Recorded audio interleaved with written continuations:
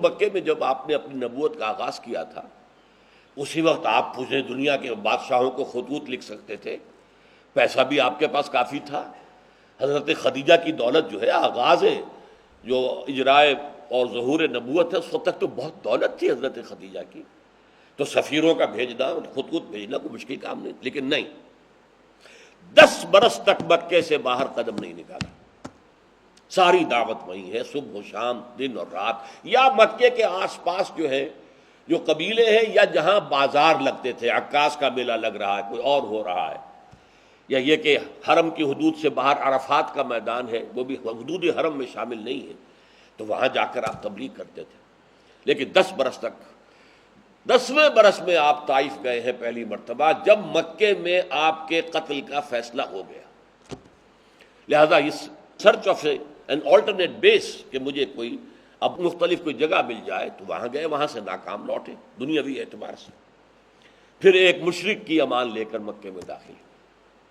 اچھا، اس کے بعد جب اللہ نے کھڑکی کھول دی مدینے کی طرف، حالانکہ آپ کا تو قدم مبارک پہنچا بھی نہیں مدینے، نہ آپ نے وہاں تبلیغ کی، آپ نے تو 1 سال کے لیے اپنے 2 شاگردوں کو تو بھیج دیا تھا، حضرت مصعب بن عمیر کو اور حضرت عبداللہ ابن ام مکتوم کو رضی اللہ تعالی عنہما، لیکن وہاں اللہ کے فضل و کرم سے صورتحال ایسی بدل گئی کہ وہاں پر خوش آمدید کے لیے اور استقبال کی تیاریاں ہو رہی تھی، تو آپ وہاں پہنچ گئے۔ اب مدینے سے آپ کا دائرہ جو ہے وہ پورے عرب میں پھیل گیا، اور اصحاب صفہ کی جو جماعت تھی اس کو جہاں بھی کہیں بلایا گیا تو آپ نے وہاں پر ان میں سے جو لوگ قرآن سیکھے ہوئے تھے، پڑھے ہوئے تھے دین کو، ان کو بھیج دیا۔ اس طریقے سے اب جو دائرہ تھا وہ پورے عرب تک، عرب سے باہر اب بھی نہیں، کوئی خط، کوئی سفیر، کوئی داعی، کوئی مبلغ عرب کے باہر نہیں۔ البتہ جب صلح حدیبیہ ہو گئی ہے، اب یوں سمجھیے یہاں سے 2 راستے علیحدہ ہو گئے حضور کی جد و جہد اور تحریک کے۔ ایک راستہ ابھی براہ راست جا رہا ہے اندرون ملک عرب تکمیل کے لیے، اگرچہ صلح حدیبیہ اللہ نے اسے کہا انا فتحنا لک فتحا مبینا، لیکن وہ تو ایک باطنی حقیقت تھی، معنوی حقیقت تھی۔ ابھی عرب پر کوئی فتح تو حاصل حضور کو بظاہر تو نہیں ہوئی، نہ مکے پر کوئی فتح حضور کو حاصل ہوئی، تو ابھی مراحل تھے اندرون ملک عرب بھی تکمیل کے۔ لیکن آپ نے ساتھ ہی دوسرا جو اپنا تھا بعثت عمومی، اس کا سلسلہ شروع کر دیا۔ وہ کیسے شروع کیا وہ سمجھ لیجئے۔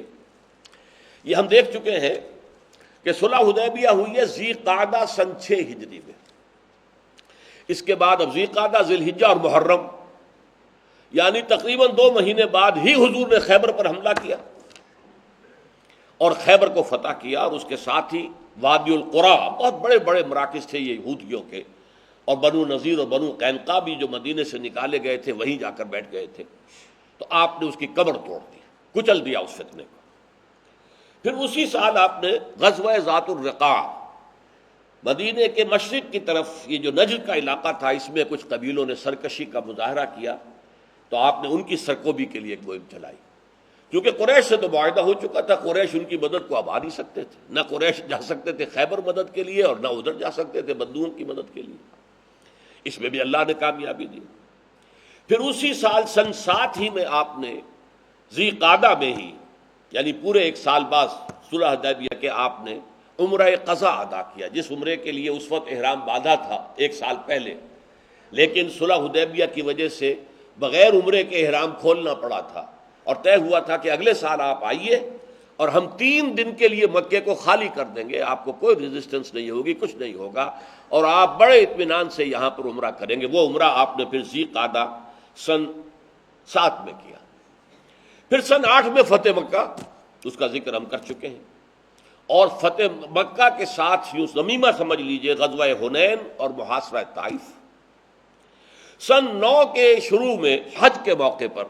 وہ اعلان برات من اللہ ورسولہ الی الذین عاہدتم من المشرکین، جس کا ذکر میں پہلے آج کر چکا ہوں۔ یہ گویا کہ موپنگ اپ آپریشن تھا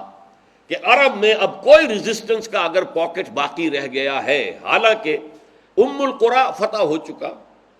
اور اس کا ٹوئن سٹی یہ کہلاتے تھے اصل میں، جیسے کہ راول پنڈی اسلام آباد، خیر میں تو فاصلہ نہیں ہے، لیکن یہ فاصلہ 60-70 میل کا تو ہے مکے اور طائف میں، لیکن یہ ٹوئن سٹیز اس معنی میں تھیں کہ یہ مکے ہی کے جو عمرا تھے ان کی جائیدادیں تھیں وہاں پر، انہی کے موسم گرما کے لیے جو ہے انہوں نے مسکن بنا رکھے تھے کہ مکے کی گرمیوں سے نکل کر طائف اونچا مقام ہے، پہاڑی جگہ ہے، ٹھنڈا ہے، سرسبز و شاداب ہے، وہاں جا کر آرام کریں۔ تو یہ در حقیقت اینیکسی سمجھ لیجئے، ایکسٹینشن سمجھ لیجئے، سیٹلائٹ سمجھ لیجئے مکے ہی کا تھا۔ تو غزوہ حنین اور طائف ہونے کے بعد اب تو صرف یہ بات تھی کہ جو جسے آپ کہتے ہیں کہ کہیں کہیں پاکٹس آف ریزسٹنس اگر رہ گئے ہوں تو موپنگ اپ آپریشن جس کو ملٹری میں کہتے ہیں، اعلان 4 مہینے کے اندر اندر فیصلہ کرو، یا اسلام لے آؤ یا قتل کیے جاؤ گے، یا پھر تیسرا راستہ کیا، اس سرزمین عرب کو چھوڑو اور جہاں سینگ سر سمائے بھاگ جاؤ۔ یہ ہے کہ جس میں تکمیل ہو گئی جزیرہ نماء عرب تک جو بعثت خصوصی تھی وہ اپنے انتہا کو پہنچ گئی۔ جاء الحق وزهق الباطل ان الباطل کان زہوقا، جو سورہ بنی اسرائیل میں آیت نازل ہوئی تھی تقریباً 10-11 سال پہلے، اور وہ اب آ کر جو ہے اس کے پورا کا پورا ظہور ہو گیا۔ اچھا، دوسرا کام، اب بعثت عمومی کا آغاز آپ نے کیا کیا؟ یہ بھی صلح حدیبیہ کے فوراً بعد، سن 6 ذی قعدہ صلح حدیبیہ ہے، سن 6 ہی کے آخر میں آپ نے بیرون عرب دعوت خطوط اور سفیروں کی ترسیل کا آغاز کر دیا۔ سن 6 کے آخر میں تو ذی قعدہ کے بعد ذی الحجہ 1 ہی مہینہ رہ گیا نا،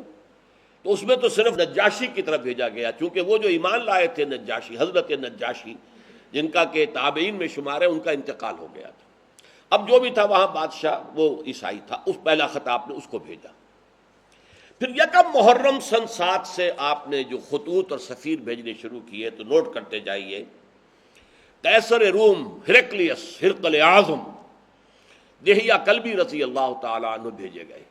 آپ کا نامہ مبارک لے کر، خسرو پرویز اس کی طرف، عبداللہ ابن حذافہ سہمی رضی اللہ تعالیٰ عنہ یہ بھیجے گئے خط لے کر، مقوقس شاہ مصر، اصل میں شاہ کا لفظ اس کے لیے صحیح نہیں ہے، وہاں ایک مذہبی حکومت تھی عیسائیوں کی، اور پیٹریارک جو کہلاتا تھا عیسائیوں کا جو سب سے بڑا جو ہے سردار ہوتا تھا، وہ وہاں کا بادشاہ تھا۔ ان کی طرف حضرت حاتب ابن ابی بلتع، وہ جن سے غلطی ہو گئی تھی فتح مکہ سے پہلے کہ انہوں نے ایک خط لکھ دیا تھا اپنے عزیزوں کی جان بخشی کے خیال سے، اور وہ مکے والوں کو اطلاع دے دی تھی، حضور نے خفیہ رکھا ہوا تھا اپنے مکے کی طرف جانے کو، لیکن انہوں نے اطلاع دیتی تھی وہ، لیکن ان کے بارے میں آپ کو معلوم ہے حضور نے فرما دیا تھا کہ یہ جو حاتب ابن بلتع ہے یہ تو اصل میں صحابی ہے اور بدری ہے، لہذا اس کے اگلے پچھلے سارے گناہ اللہ پہلے معاف کر چکا ہے۔ شاہ عمان کی طرف بھیجے گئے عمرو بن العاص رضی اللہ تعالی عنہ،